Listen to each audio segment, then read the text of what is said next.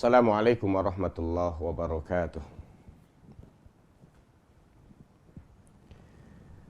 Innal hamdalillahi ta'ala nahmaduhu wa nasta'inuhu wa nastaghfiruhu wa nastahdihi wa natubu ilaihi. Wa na'udzu billahi min syururi anfusina wa min sayyiati a'malina. May yahdihillahu fala mudhillalah wa may yudlil fala hadiyalah. Asyhadu an la ilaha illallah wa asyhadu anna Muhammadan abduhu wa rasuluh. Ya ayyuhalladzina amanu taqullaha haqqa tuqatih wa la tamutunna illa wa antum muslimun. Amma ba'd, fa inna asdaqal hadithi kitabullah wa khairal hadi hadyu nabiyina Muhammadin sallallahu alaihi wa ala alihi wa sahbihi wa sallam. Wa syarrul umuri muhdatsatuha fa inna kulla muhdatsatin bid'ah wa kulla bid'atin dhalalah. Ayyuhal ikhwatul kiram, para pemirsa Madani TV yang Allah rahmati, Bapak Ibu, saudaraku seiman dimanapun Anda berada. Kaifa halukum, apa kabar semuanya? Semoga Bapak Ibu saudaraku dalam kondisi sehat walafiat, teguh iman, istiqomah dalam ketaatan. Mari senantiasa kita tingkatkan rasa syukur kita kepada Allah Subhanahu wa Ta'ala yang senantiasa mencurahkan nikmat dan karunia-Nya kepada kita, yang dengan itu tegak maslahat urusan agama dan dunia kita. Bersyukur kepada Allah Subhanahu wa Ta'ala kita ke hari Jumat yang penuh kemuliaan, hari yang penuh keberkahan, dan juga yang telah menyampaikan kita kepada Rabiul Awal, bulan yang banyak dikaitkan dengan Rasulullah sallallahu alaihi wasallam. Ya, nikmat yang paling agung yang Allah turunkan ke muka bumi ini. Ya. Rasul yang paling utama dan mulia. Dan dalam catatan para mu'arrikhin, Bapak Ibu saudaraku seiman, bulan ini adalah bulan lahirnya Rasulullah sallallahu alaihi wasallam sekitar 1500 tahun yang lalu. Dan juga di Rabiul Awal tercatat sebagai bulan wafatnya baginda Rasulullah sallallahu alaihi wasallam. Oleh karenanya mari kita memperbanyak salawat di hari yang mulia ini, di hari yang banyak disebut nama beliau sallallahu alaihi wasallam, di bulan yang dibaca berulang-ulang. Ya, sirah nabawiyah, perjalanan kehidupan manusia suci Rasulullah Muhammad sallallahu alaihi wasallam. Dan tentu yang paling utama setelah kita beriman dengan risalah yang beliau bawa, maka kita mengikuti tuntunan ibadah yang telah dicontohkan oleh Rasulullah sallallahu alaihi wasallam. Keyakinan kita bahwa beliau adalah utusan Allah, maka menuntut untuk kita membenarkan setiap kabar berita yang beliau sampaikan, mentaati dan menjalankan apa saja yang beliau perintah dan anjurkan, meninggalkan dan menjauhi semua perkara-perkara yang beliau larang dan cela. Dan yang terakhir, kita tidak beribadah kepada Allah kecuali dengan apa yang telah beliau tuntunkan. Tentu kesempurnaan lainnya sebagai bukti keimanan kita akan beliau sebagai utusan Allah dan kecintaan kita kepada beliau yang dengannya kita menemukan hidayah iman. Kita mengetahui keindahan Islam dan kita bisa merasakan lezatnya ibadah kepada Allah Ta'ala. Kita memperbanyak salawat atas beliau sallallahu alaihi wasallam. Dalam catatan mu'arrikhin, Bapak Ibu Saudaraku seiman, di antara wasiat terakhir Rasulullah sallallahu alaihi wasallam dan bahkan yang beliau pesankan ketika mendekati sakaratul maut adalah as-salatu was-salah wa ma malakat aimanukum. Perhatikan salat, perhatikan salat. Atau jaga salat, jaga salat. Tegakkan salat, tegakkan salat. Dan apa saja yang menjadi tanggung jawab kalian, ya, tunaikan haknya. Sayangi dan rahmati mereka. Sehingga Allah Subhanahu wa Ta'ala akan merahmati kalian. Pesan salat ya, disepakati oleh ulama menjadi pesan yang istimewa dari Rasulullah sallallahu alaihi wasallam di akhir-akhir hayat beliau. Ya. Dan bukan hanya ketika sudah benar-benar mendekati perjumpaan dengan Tuhannya. Tapi beberapa hari sebelumnya Nabi SAW juga mengingatkan umatnya akan perkara salat agar mereka menjaga salat itu dengan sebaik-baiknya. Dan dalam hadis yang sahih Nabi SAW menjelaskan bahwa ya, yang akan terangkat paling akhir dari ajaran din ini adalah salat.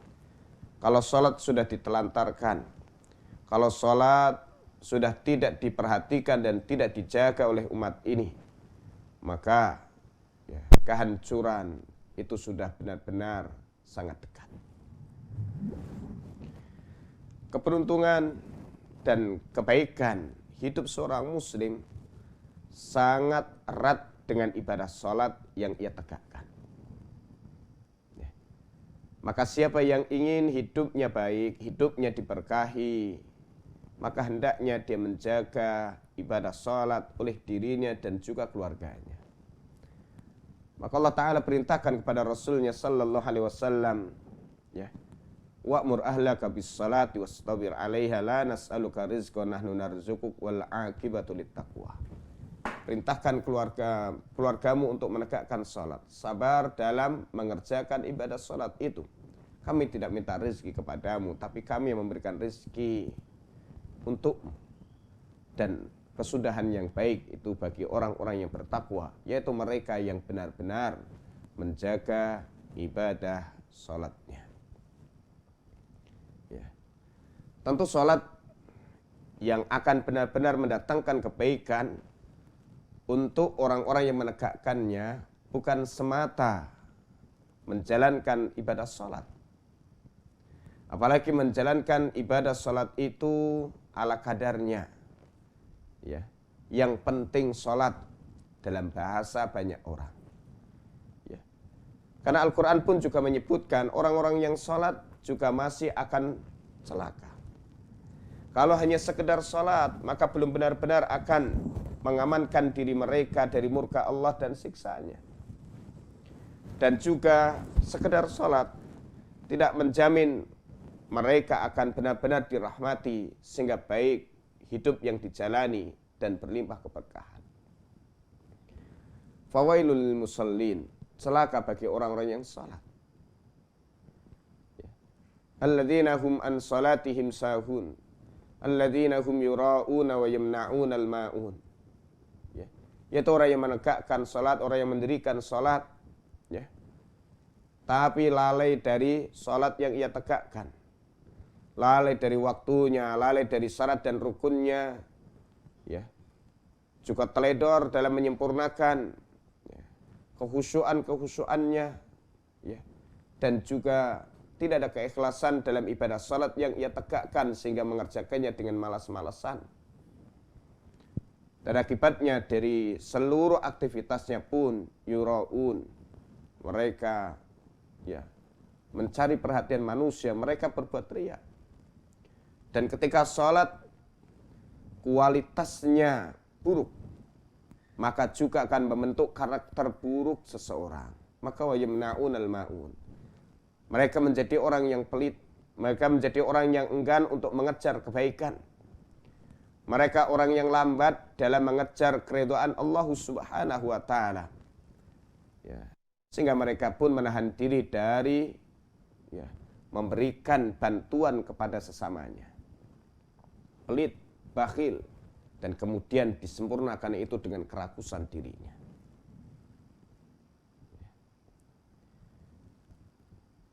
Di dalam surah Maryam, kita juga bisa ambil pelajaran di ayat yang ke-59-nya. فَخَلَفَ مِنْ بَعْدِهِمْ خَلْفٌ أَضَاعُوا الصَّلَاةَ وَاتَّبَعُوا الشَّهَوَاتِ فَسَوْفَ يَلْقَوْنَ غَيًّا. Lalu datang generasi berikutnya yang ciri mereka menyanyiakan sholat. Bukan meninggalkan sholat dan tidak sholat sama sekali, bukan. Tapi mereka masih mengerjakan sholat namun tidak memberikan perhatian yang baik kepada sholat yang ditegakkannya. Tidak menjaga syarat dan rukun serta waktu pelaksanaannya. Tidak mengerjakan sifat sholat itu sesuai dengan tuntunan Rasulullah Sallallahu Alaihi Wasallam. Tidak ada semangat, tidak ada kecintaan, bahkan tidak menganggap ada kebaikan besar pada sholat yang didirikannya. Dan suka memperturutkan hawa nafsunya, maka mereka kelak akan menemui kesesatan. Dalam surat An-Nisa ayat yang ke-142 tentang orang-orang munafikin. Wa idza qamu ilas salati qamu kusala. Apabila mereka berdiri mengerjakan salat, mereka berdiri dengan malas-malasan. Wala yadhkurunallaha illa qalila. Dan zikir mereka kepada Allah pun juga sedikit. Baik zikir yang berkaitan dengan salatnya ataupun zikir secara umum, maka kadar zikirnya itu sangat sedikit. Masih salat. Orang munafikin juga masih zikir, tapi kadar zikirnya sangat sedikit dan kualitas salatnya pun juga sangat jelek. Ya. Mereka bermalas-malasan dalam mengerjakan salat. Kenapa? Tidak ada keimanan yang jujur di dalam kalbunya. Tidak ada keikhlasan dalam menegakkan ibadah kepada Tuhannya. Tidak ada kecintaan yang tulus kepada Allah Ta'ala dan juga kepada bentuk-bentuk ibadah kepadanya. Juga kosong harapan yang kuat kepada Allah dalam ibadah-ibadah yang ditegakkan olehnya. Dengan sebab itu dia bermalas-malasan. Ya. Mereka bermalas-malasan. Itulah sifat daripada orang munafikin. Oleh karenanya senantiasa kita ingatkan atau kami saling menyampaikan pesan melalui login dialog interaktif yang tayang setiap Jumat pagi. Dan di hari ini 11 Rabiul Awal 1444 Hijriah 7 Oktober 2022 kita masih mengangkat tema berkaitan dengan kiat-kiat meraih salat khusyuk, ya, supaya kita bisa benar-benar mendapatkan kualitas salat yang baik yang itu akan menjadi sebab kita terhindar dari perbuatan keji dan mungkar. Salat bisa menjadi kontrol dalam diri kita dari mengerjakan larangan-larangan dan juga sekaligus salat itu yang akan mendorong kita untuk lebih giat lagi dalam mengerjakan ibadah dan ketaatan sehingga salat benar-benar akan menjadi pembuka kebaikan dan keberkahan dalam hidup seorang muslim. Allahu Akbar. Karena pentingnya kedudukan salat itu, Rasulullah Sallallahu Alaihi Wasallam senantiasa mengingatkan salat ini kepada para sahabatnya. Maka hati-hati berkaitan dengan salat itu begitu panjang dan luas cakupannya. Dan Nabi SAW di dalam menyuruh salat, memperingatkan seseorang dari melalaikan ibadah salat, serta memberikan tuntunan untuk sholat dengan baik dan benar. Ya, ini beliau sampaikan dengan begitu rinci dan beliau tuntunkan dengan begitu detail kepada umatnya.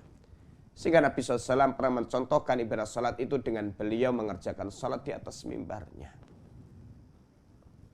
Ya, dan sampai ketika beliau sudah dekat dengan ajalnya.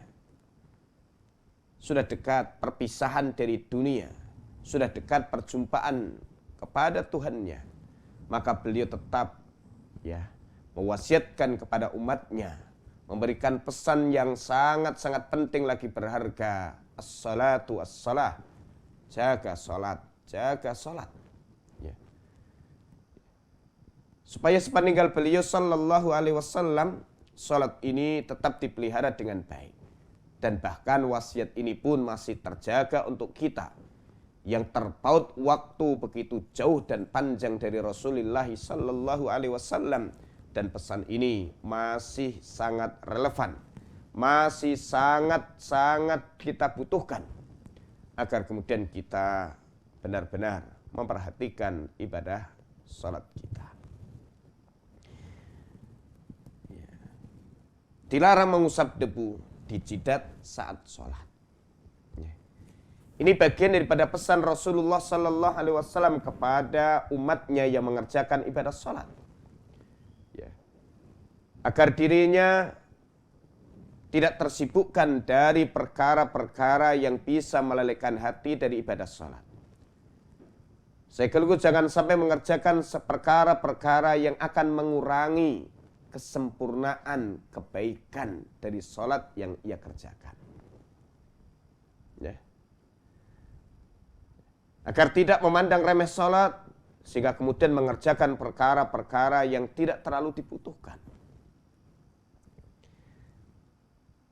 Maka di antara barometer keseriusan orang itu dalam sholat, maka bisa dilihat bagaimana perilaku dia dalam sholat yang ia kerjakan.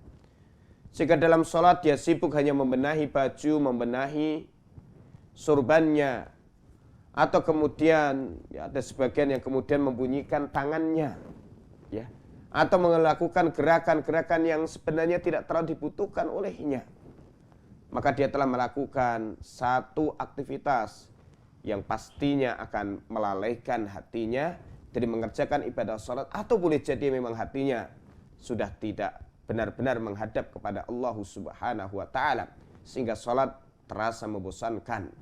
Lalu kemudian mencari aktivitas-aktivitas yang tidak berkaitan dengan ibadah sholat yang didirikannya.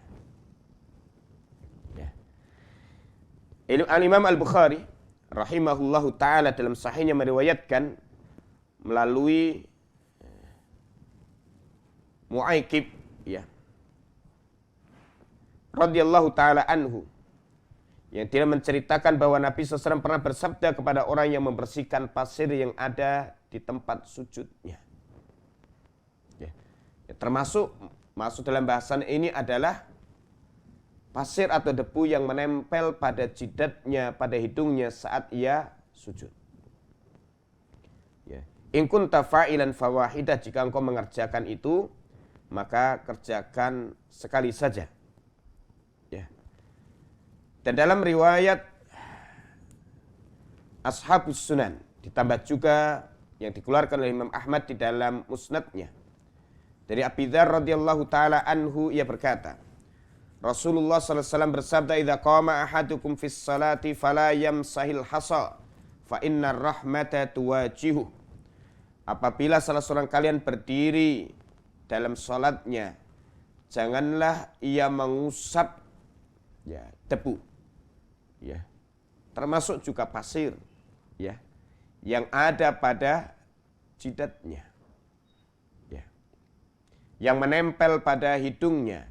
Fa innar rahmata tuwajihu, karena rahmat Allah Subhanahu wa ta'ala sedang turun kepada dirinya, sedang mendatanginya.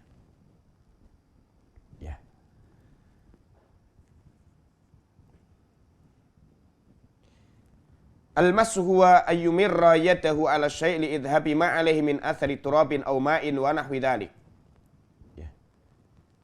Di dalam hadits, apabila salah seorang kalian itu berdiri dalam salatnya, fala yamsah, janganlah ia mengusap.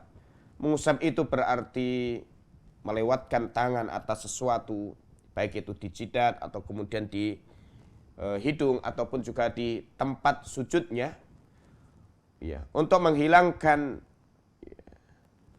debu atau menghilangkan pasir, ya, yang menempel padanya, atau air yang menempel pada jidat ataupun pada hidung. Ya. Fa inna rahmata tuwajihu. Ya. Karena rahmat itu sedang mendatangi dirinya. Ya. Sehingga ketika dia salat, ya, jangan sampai ada sesuatu yang menyibukkan hatinya dari ibadah salat yang ia kerjakan sehingga akan terhalangi dari mendapatkan rahmat Allah Subhanahu wa ta'ala. Atau sebagian juga berpendapat bahwa di dalam debu yang menempel di jidat itu terdapat rahmah. Ya. Dan rahmah adalah maaf dari Allah dan ampunan darinya. Ya. Sehingga kemudian ia tidak menghilangkan, ya, sebab rahmah yang kemudian menempel pada jidat, pada hidungnya, dan juga yang ada pada tempat sujudnya. Ada beberapa faedah yang disebutkan oleh Syekh Bassam dalam Tawdihul Ahkam berkaitan dengan hadis ini. Yang pertama, yukrahu lil musalli ayyamsahal hasal alik bimawadi'is sujud mim badanihi. Ya, dimakruhkan bagi orang yang salat untuk mengusap, ya, ataupun dengan maksud menghilangkan, ya, debu-debu yang menempel pada anggota sujud, yaitu pada jidat dan pada hidung secara umum. Ya. Dan jumhur ulama membawa larangan ini kepada al-karahah, yaitu makruh, bukan larangan haram.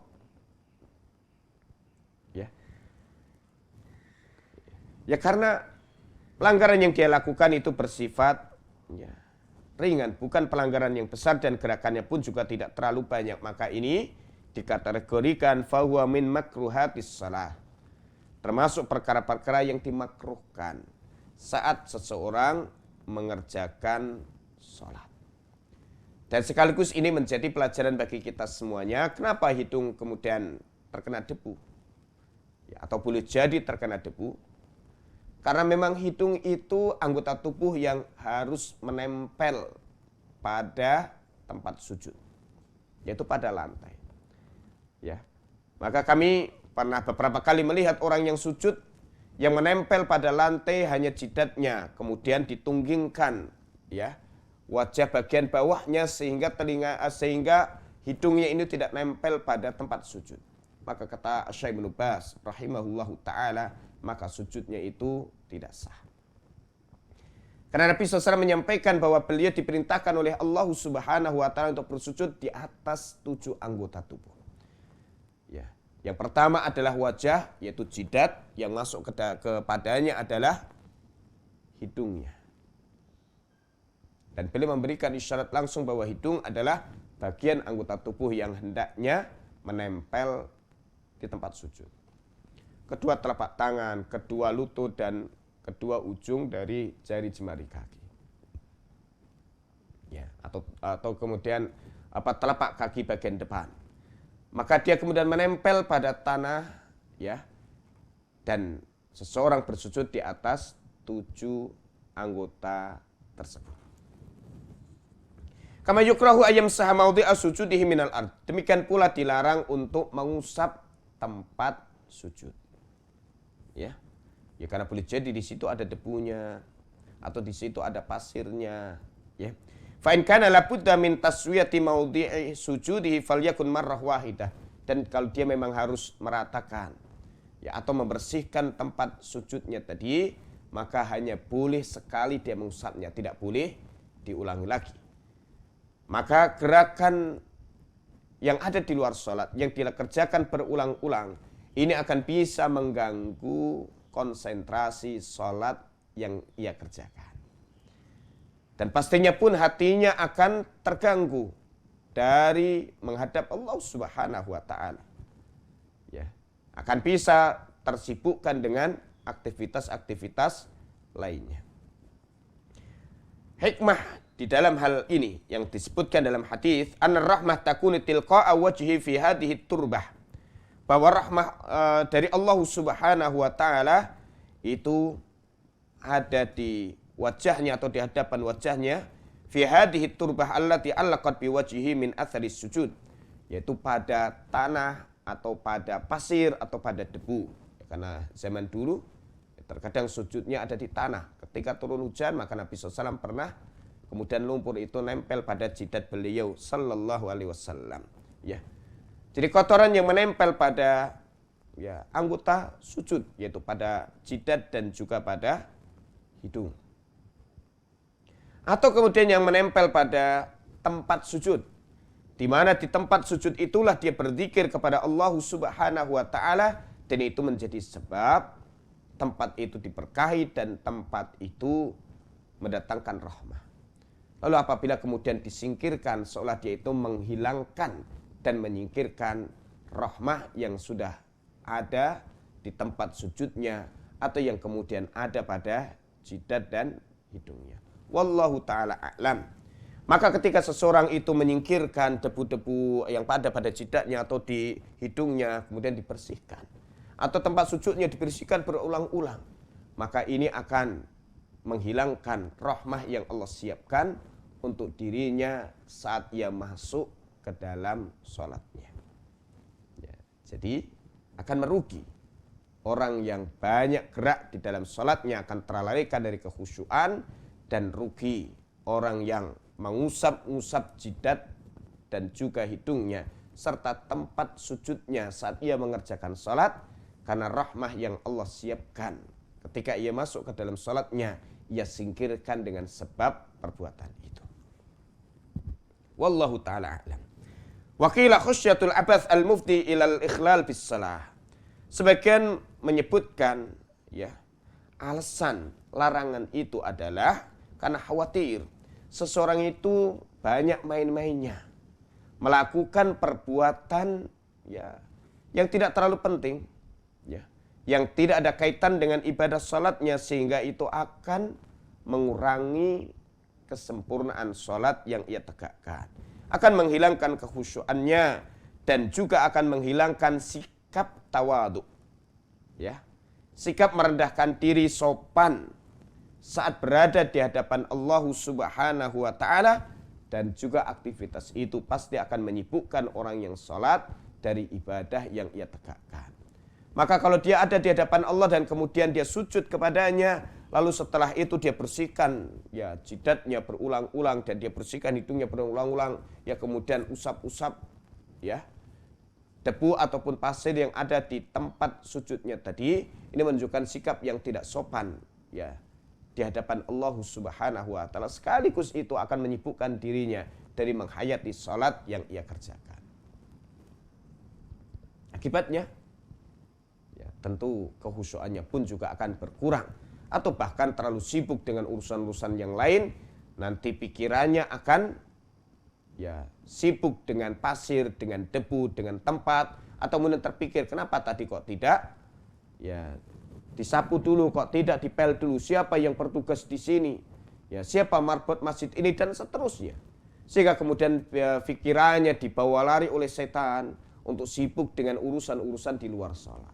Maka hati-hati perkara yang kita anggap remeh ini, maka boleh jadi menjadi sebab kita dijauhkan dari rahmah atau kehilangan rahmah, dan menjadi sebab setan berhasil membawa lari hati kita saat kita mengerjakan ibadah salat.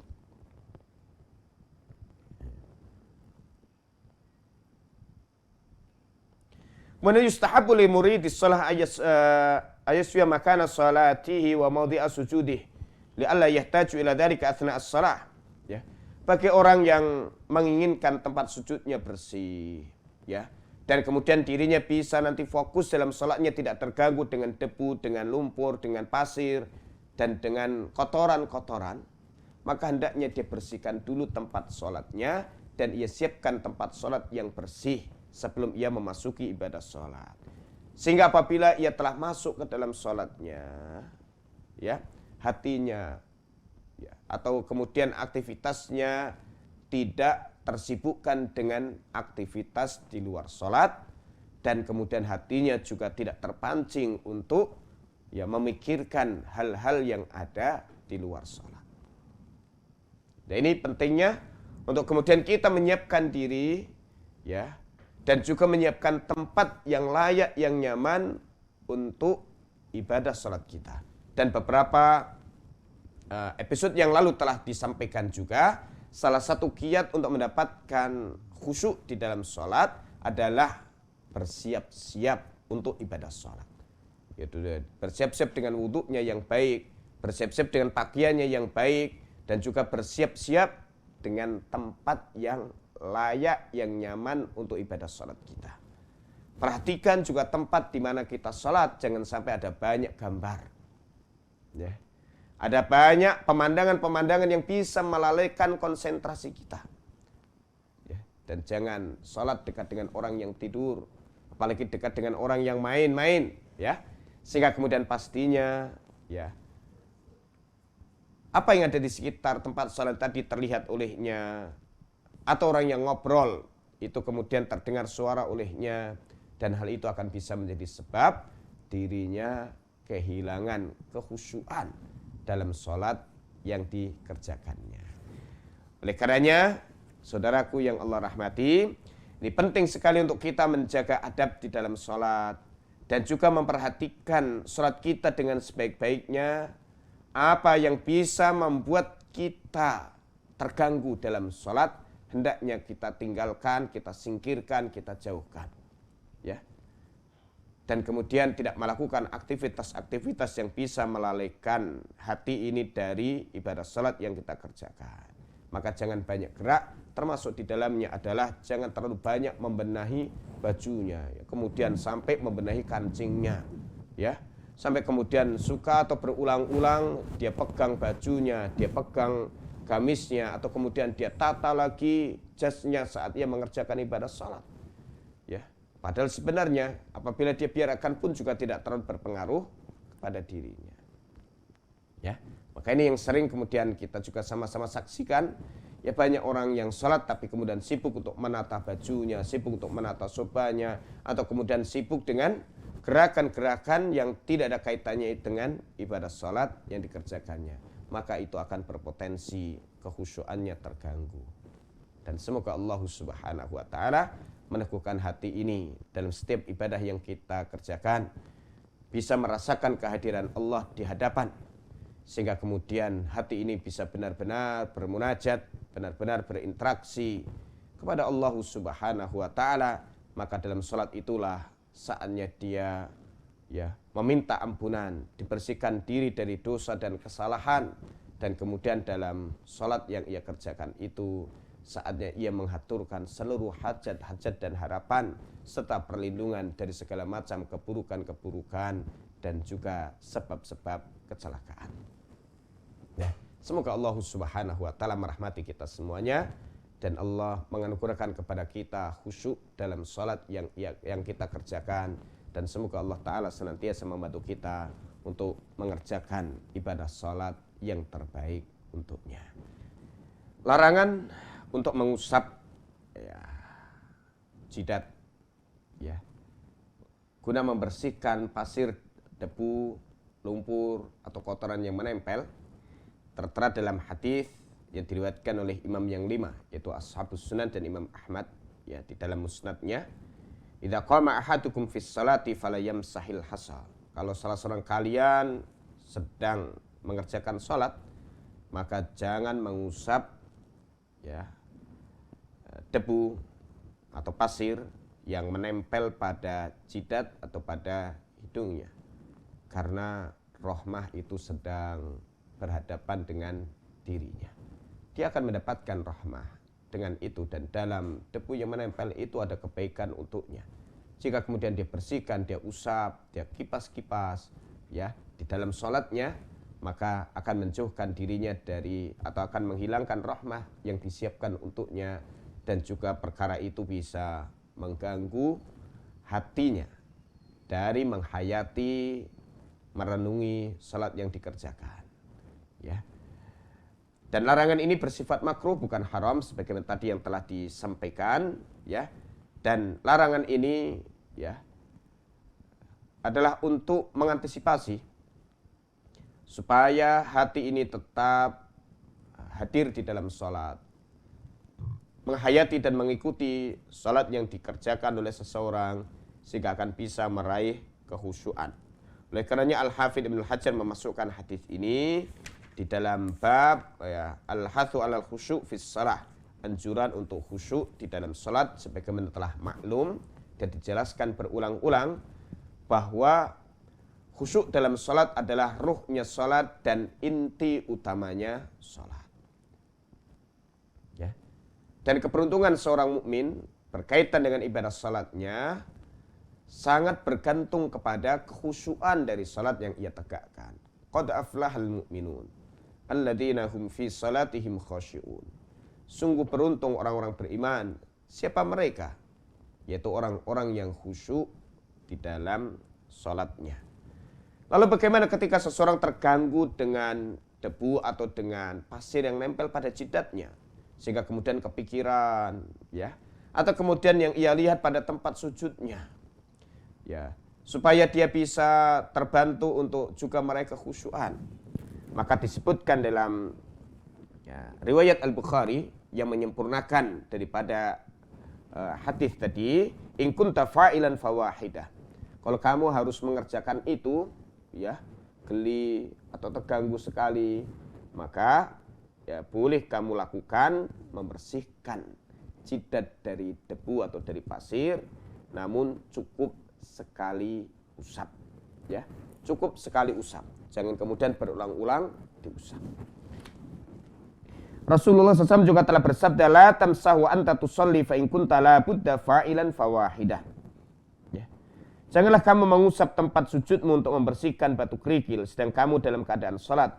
Jika kamu terpaksa harus melakukannya, maka cukup hanya sekali. Hadits riwayat Abu Dawud. Ya.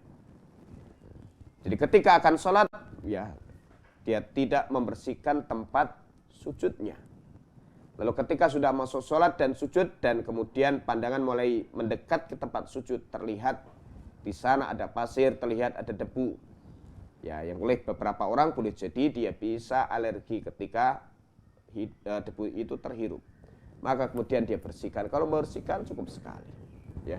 Namun yang terbaik adalah ketika seseorang akan mengerjakan sholat di satu tempat, dia cek tempat itu dan dia siapkan tempat yang akan ia sholat di situ, ya, benar-benar bersih, sehingga ketika dia sudah masuk ke dalam sholat, ia tidak terganggu, ya, dengan kotoran-kotoran yang ada tempat sholatnya, atau dia tidak sibuk untuk kembali menyiapkan tempat sholat dan menyiapkan kebersihan tempat sholatnya. Ya. Maka dari hadis ini sejumlah fuqaha yang mensyarah hadis tersebut menganjurkan agar orang yang akan mengerjakan sholat dia mengecek dan benar-benar menyiapkan tempat sholatnya. Ya, jadi tempat sholatnya dicek, ada debunya tidak, kalau ada debunya dia bersihkan. Bersihkannya bagaimana? Apakah boleh dengan sapu, dengan pel? Boleh. Ya, boleh bebas sebelum masuk sholat, bebas berbuat apa saja. Ya, tapi ketika sudah masuk sholat, di sana ada aturannya. Tidak mengerjakan perkara-perkara yang menggambarkan, ya, perkara-perkara itu atau aktivitas itu, ya, tidak pantas dikerjakan oleh orang yang sholat, atau kemudian menggambarkan ini biasanya dikerjakan oleh orang yang sedang tidak sholat. Ya. Maka sampai kemudian ada sebuah kesimpulan apabila gerakan itu menggambarkan, ya, sebagai orang yang tidak sholat, maka itu sudah cukup menjadi dalil untuk orang tadi telah batal sholatnya. Ya, kemudian ketika sholat, ya, dia garuk-garuk dua tangannya, kemudian garuk-garuk pada semuanya. Ini sudah gerakan orang yang tidak sholat atau orang yang di luar sholat. Maka gerakan-gerakan seperti ini, ya, sudah cukup jadikan sebagai bukti bahwa orang itu telah batal sholatnya. Ya. Jadi perlu untuk diperhatikan, oleh karenanya ada beberapa adab ketika kita akan menggaruk, seseorang masih menjaga posisi sholatnya. Misal satu tangan yang kemudian, ya, gerakan, ya, tidak terlalu banyak. Maka gerakan-gerakan yang ringan itu dimaafkan. Adapun yang kemudian gerakan berlebihan sehingga menggambarkan itu gerakan yang biasanya dilakukan orang yang tidak sedang sholat, maka itu akan bisa menjadi sebab rusaknya sholat seseorang. Illah atau alasan yang melatar belakangi larangan ini ialah demi memelihara khusyuk dan untuk menghindari banyak aktivitas di luar sholat saat dia mengerjakan ibadah sholat. Ya. Dan yang lebih utama ialah apabila tempat untuk bersujud perlu untuk dirapikan dan dibersihkan, maka sebaiknya itu dilakukan sebelum memulai sholat. Kalau sudah sholat ya sudah diterima padanya. Kalau mau tempatnya itu perfect, tempatnya itu bersih, tempatnya itu wangi, tempatnya itu rapi, ya siapkan sebelum masuk sholat. Ya. Maka termasuk dalam hal yang dimakruhkan dalam sholat ialah bila orang bersangkutan mengusap kening ataupun hidungnya. Ya. Tapi sudah ada pertanyaan yang masuk melalui pesan tertulis. Ya. Apa maksudnya? Sudah makan tapi belum makan, sudah sholat tapi belum sholat, sudah mati tapi belum mati. Mohon penjelasan dari hamba Allah di Indramayu jawab. Sudah makan tapi belum makan, sudah sholat tapi belum sholat, ya. Sudah mati tapi belum mati. Ya, ini kalimat yang sudah untuk kami pahami. Kecuali yang di tengah sudah sholat tapi belum sholat, dan ini pernah dialami oleh seorang yang sholat di dekat Nabi SAW yang kemudian dikenal dengan musi'us sholah. Ya, maka ada hadis yang kemudian dinamakan hadis musi'us sholah, hadis orang yang buruk sholatnya. Dia sudah mengerjakan sholat, tapi kemudian Nabi SAW ya mengatakan irji fasalli fa innaka lam tusalli. Ya, kembali lagi sana kerjakan sholat. Ya, sesungguhnya kamu itu belum mengerjakan ibadah sholat.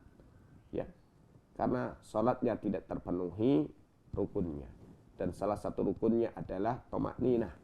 Karena orang tadi sholatnya terlalu cepat, sampai kemudian ya itu kejadian terulang 3 kali, sampai orang tadi kemudian menyerah, mengatakan pada Nabi sallallahu alaihi wasallam, saya tidak bisa sholat ya yang lebih baik dari ini.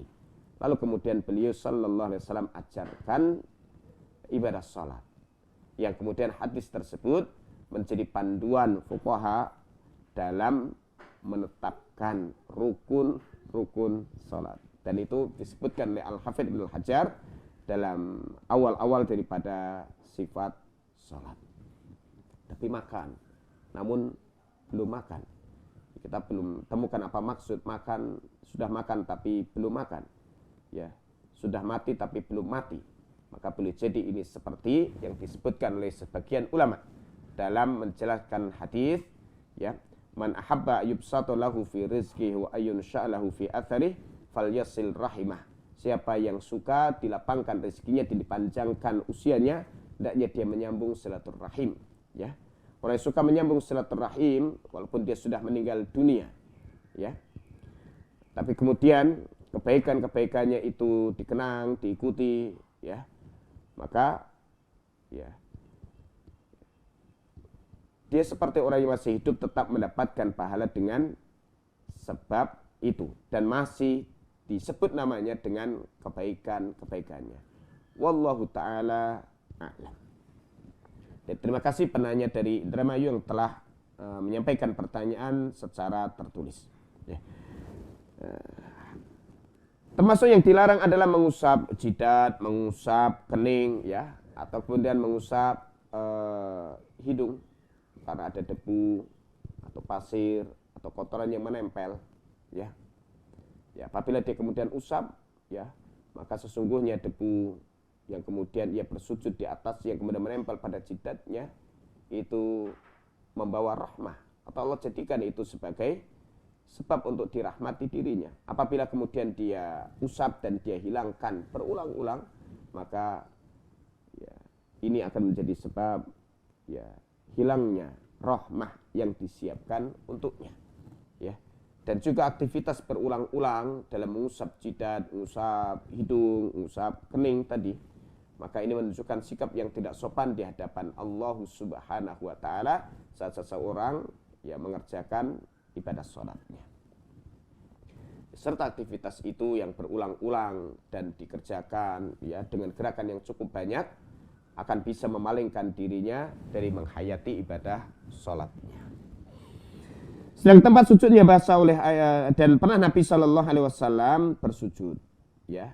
Dan saat beliau bersujud itu tempat sujudnya basah dengan air hujan dan ada lumpurnya, sehingga kemudian lumpur itu mengotori jidat dan juga mengotori hidung beliau Shallallahu Alaihi Wasallam. Dan sebagian keterangan itu terjadi saat beliau mengerjakan sholat subuh, ya, yang malamnya itu adalah Lailatul Qadar dan di malam itu turun hujan. Tetapi beliau tidak bergeming dan tidak mengangkat kepalanya dari sujud untuk membersihkan tanah yang menempel pada kening dan hidungnya. Demikian itu karena kekhusyuan Nabi SAW dalam sholatnya, sehingga melupakan semua itu dan tiada sesuatu pun yang dapat memalingkan perhatiannya dari sholat yang beliau kerjakan. Allahu Akbar. Nah, inilah sifat sholat Rasulullah Sallallahu Alaihi Wasallam, yang kemudian sholat benar-benar menjadi, ya, penghibur utama beliau. Ya, sholat menjadi aktivitas yang sangat menyenangkan. Ya, dan saat itulah beliau itu, ya, bermunajat, berinteraksi dengan Allah Subhanahu Wa Taala, sehingga beliau benar-benar hanyut di dalam sholatnya. Maka sesuatu yang ganggu, yang kecil-kecil, remeh-remeh, itu tidak sampai kemudian beliau ikuti, ya, atau beliau tersibukkan dengannya, karena ada hal yang lebih besar, yang lebih pantas untuk menyibukkan diri dengannya, yaitu sholat yang dikerjakan, kekhusyuan dalam ibadah sholat tersebut. Sehubungan dengan hal ini Nabi SAW pernah bersabda, inna fis sholati syughlan, sesungguhnya di dalam sholat itu, ya, benar-benar ada satu kesibukan atau sesuatu yang benar-benar menyibukkan, ya, yaitu sibuk seseorang itu untuk munajat kepada Allah Ta'ala, minta ampun, memuji Allah Ta'ala, bertasbih, bertahmid, ya, berlindung kepada Allah Ta'ala, ya, berdoa kepadanya dan seterusnya. Ibnu Abi Syaibah telah meriwayatkan dari Abu Darda radhiyallahu taala anhu, dan dia mengatakan, ma uhibbu anna li humuran na'am wa anni masahtu makana jabini minal hasa. Sama sekali aku tidak tertarik, aku tidak suka meskipun dikasih ternak unta berbulu merah, yaitu satu unta berbulu merah bila aku harus mengusap kerikil dari kening dalam salatku. Ya, bahasa kita walaupun dibayar ratusan juta, ya, tidak mau untuk mengusap kening saat mengerjakan ibadah salat karena ada debu atau ada kerikil yang menempel padanya. Karena beliau mengetahui ada keutamaan besar di situ. Ada rahmah yang kemudian telah sampai kepada dirinya, yang apabila kemudian dia usap itu akan bisa menghilangkan rahmah yang sudah disiapkan untuk dia. Al-Qadiyah telah mengatakan bahwa ulama salam menilai makruh mengusap kening dalam salat sebelum bersalam, yaitu sebelum orang bersangkutan selesai dari salatnya. Makruh, tidak sampai derajat haram, apalagi membatalkan salat, tidak. Hanya makruh. Itu selama di dalam salat. Lalu bagaimana kalau sudah salam, assalamualaikum warahmatullahi, assalamualaikum warahmatullahi, masih ada debu yang menempel pada jidat, ada pasir menempel di jidat, atau kemudian ada lumpur, ya, yang nempel pada jidat atau pada hidung, bolehkah dibersihkan? Boleh, karena dia sudah selesai dari sholat.